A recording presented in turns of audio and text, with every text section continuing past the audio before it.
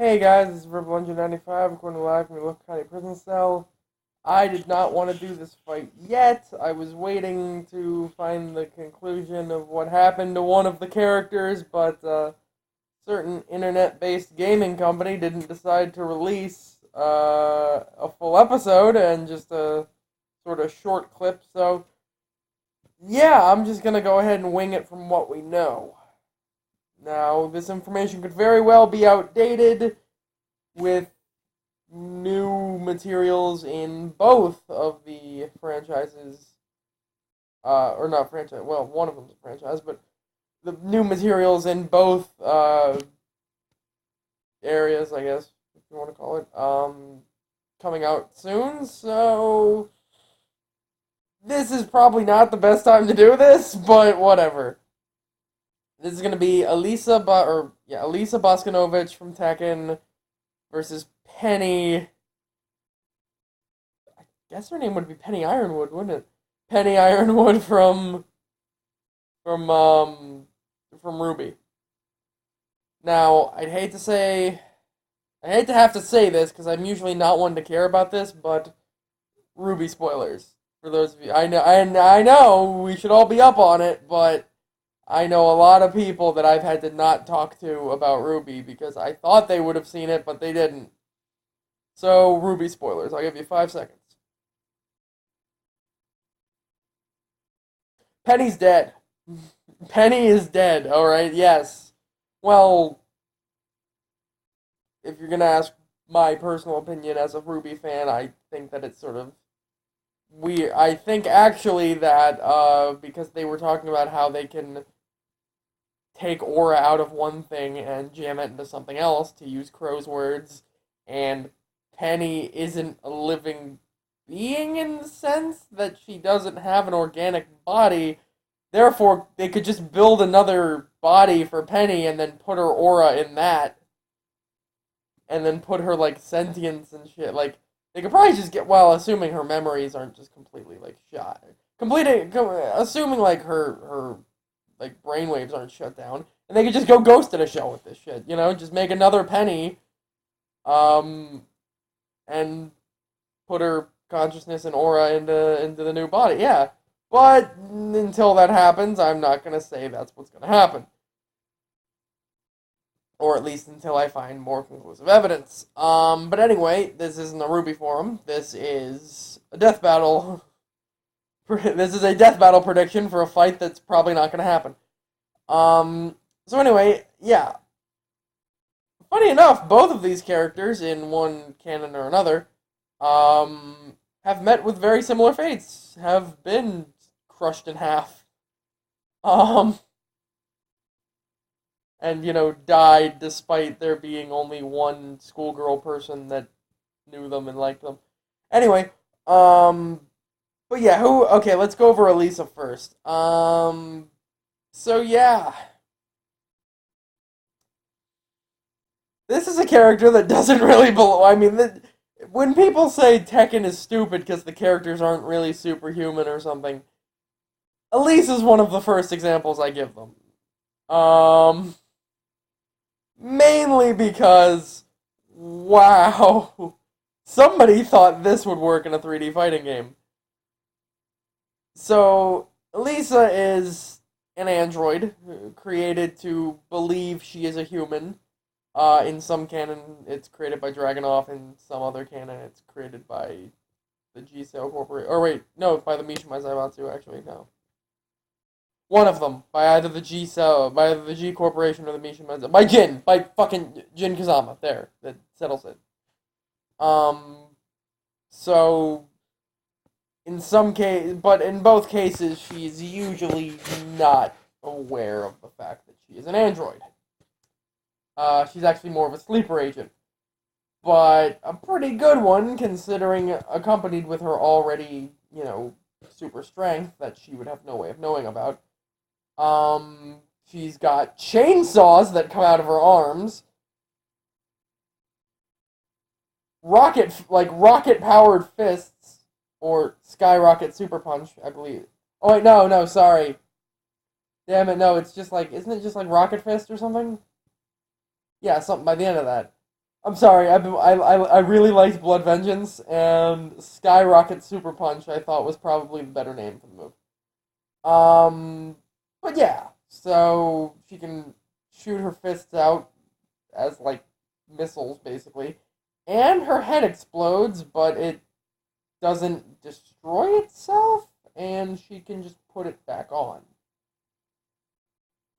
Oh yeah, and she has wings that have like super jet rocket booster powered flight, so she can fly around like a fucking like she's on a jetpack.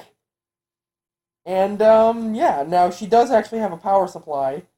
Um so she is in danger of running out of that, but not really because she's been known to use these powers of hers like the fists and the jet boosters um for extended periods of time, and also she just plugs into a wall socket.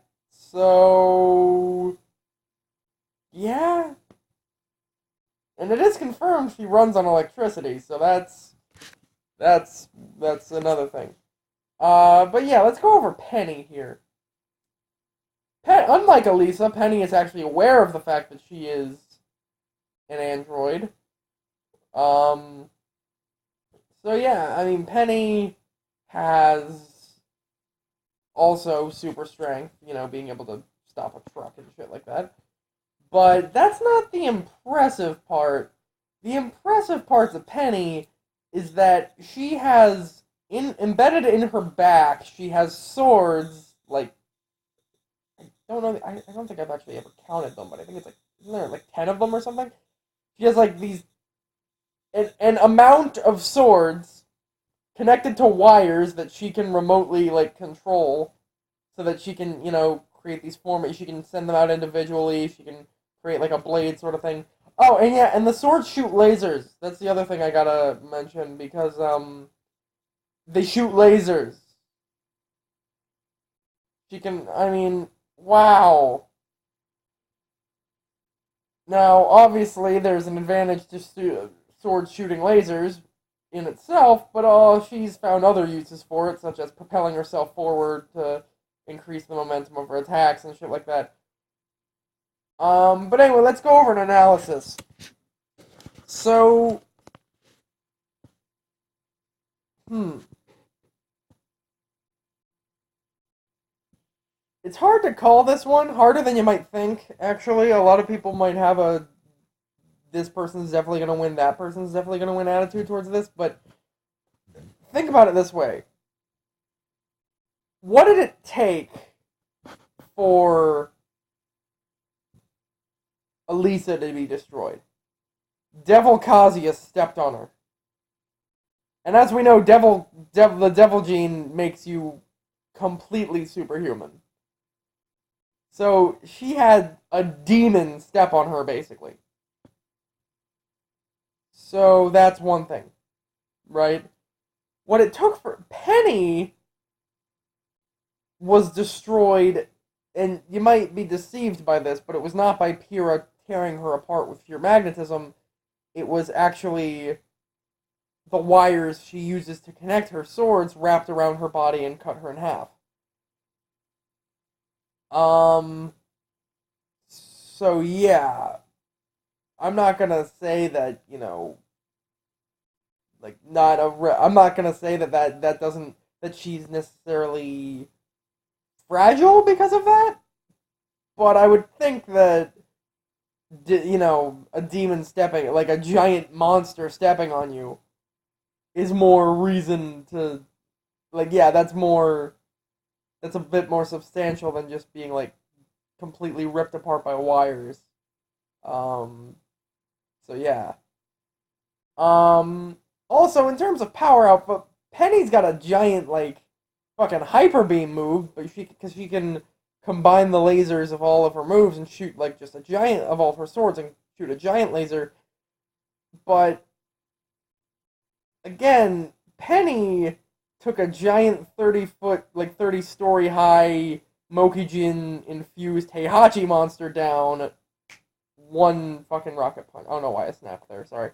With like one fucking rocket punch, she did that. So I think Penny's got a big destructive output here. They both can, have one has laser propelled flight or movement, and the other has rocket propelled flight. Swords versus chainsaws. This is tough to call. I mean, in terms of just power output and durability, well, no, in terms of actually not really power output, in terms of just durability, Elisa's got it. Um, just because of that. And I mean, you might say that, well, Elisa, did. Then again, Penny stopped like a speeding truck or something, didn't she? So, like, you might say Elisa lost to Xiao, and Penny fought Pyrrha, but that's not really a place you can make that argument. I mean, one's not really necessary. I don't really want to compare the entire strengths and weaknesses of an entire cast of characters from two different universes, so I'm gonna call this one even and call it a day. Sorry. Anyway, Verbal 95. See ya.